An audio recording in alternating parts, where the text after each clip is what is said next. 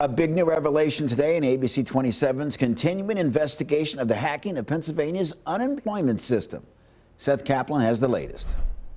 This is now part 4 in a series we frankly didn't know would have so many parts, but yet another bombshell. Wednesday, we told you the state admitted what had become clear, that a basic security measure wasn't in place to prevent hackers from siphoning unemployment checks.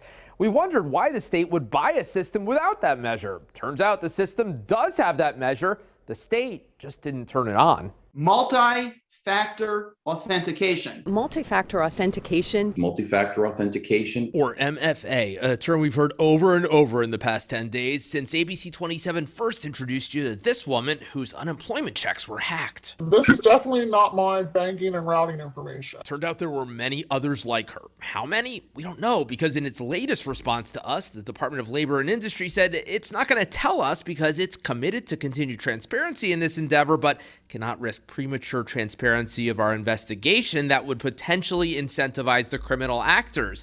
L&I said earlier this week, multi-factor authentication, a two-step process that will add a layer of protection, will be added for claimants. That means, for example, texting a code to a phone that only the rightful user has. Cybersecurity experts told us it's a minimum standard for any modern system. Next, we asked the company that built the new system, Geographic Solutions. It says it does provide an MFA option, but the state decides whether it's activated or not. It is on in other states, such as Louisiana and Nebraska. So why not here?